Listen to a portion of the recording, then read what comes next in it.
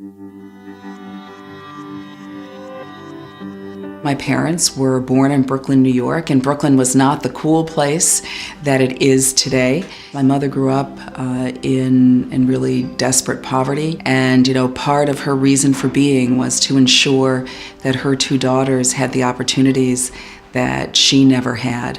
There were just two of us. My mother and father had one boy, one girl. My parents are thoroughbred children of Irish immigrants. They didn't have much, but there was a lot of love. My grandmother is my hero. I don't think she finished middle school, but she was really smart and also a visionary and a motivator. Making her proud was always my priority. My father is an immigrant. My mother was born here, but she's born to immigrant parents.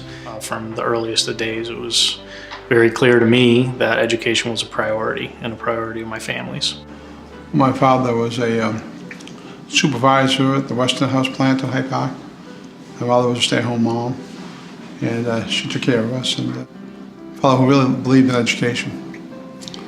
And I disappointed him. And then one day, we're talking about politics, and he said, "You can't be in politics because you don't have a college degree."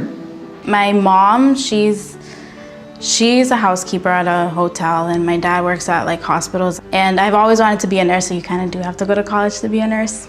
So they always stress that. They always just say you deserve better. You were born here. You have so many opportunities to go to college and get a degree and be somebody better. So that's my reason for going to college. My mother was a school secretary, and one of the teachers in her school had a very good friend who was one of the deans of a college at Yale.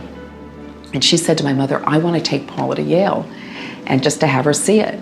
It was a phenomenal experience and just opened my eyes to not only broadening my exposure, but really allowing me to think, gee, there's a world out there beyond Brooklyn that I can explore.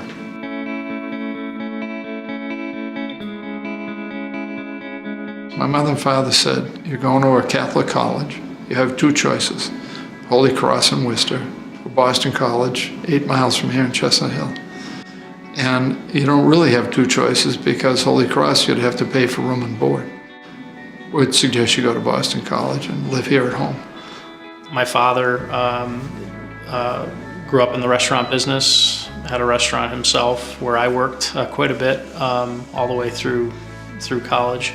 And it was hard work. And he always would kind of look over and say, "Do you want to do this for the rest of your life?"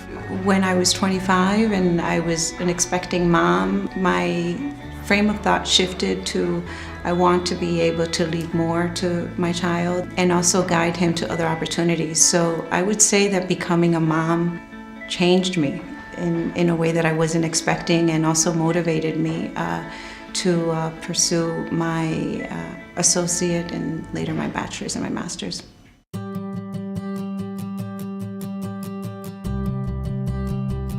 A friend of mine who's a prominent lawyer in the city came to me and said, "Tommy, you only high school diploma.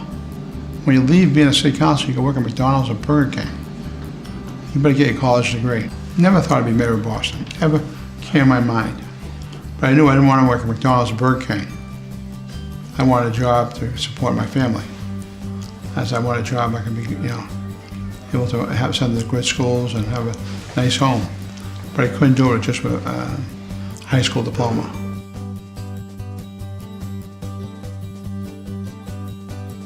With uAspire, they told me, "Oh, you could appeal this award," and helped me write an appeal letter to try to get more money from Regis. I ended up getting more money.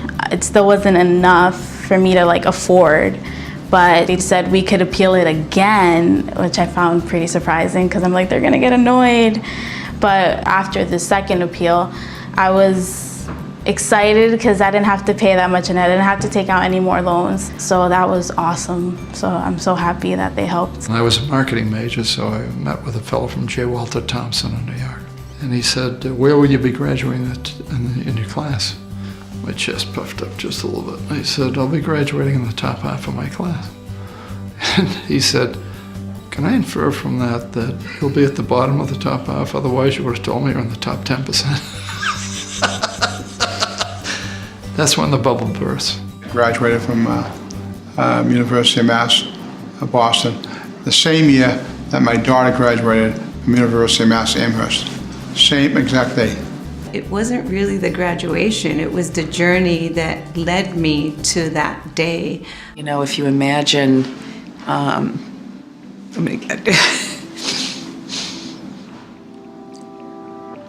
it was just very special to have my entire family, to have my family there, you know, with knowing what their lives were like. You know, I mean, my father's mother cleaned houses so that they could have a house. You know, my mother frequently didn't have a house. And, you know, to have me graduating from Harvard was an amazing thing. I want to help people. I want to help while they're going through a tough time. I want to be able to help them, and I want to help their family. And I'm full of help, and I want to help. I was very proud of Susan's graduation of college because it's something my dad instilled in me about education. And I was able to get my first child through college, 4 years, and to walk down and get her diploma. It was very special. It was only after a number of years that I began to realize that this piece of paper will open even the most formidable doors. You know yourself. And I know that at the end of the day, I'm the guy who was pushed to go into college, through college. I know who I am. I'm one of the luckiest people in the world. I get to reintroduce the haves to the have-nots.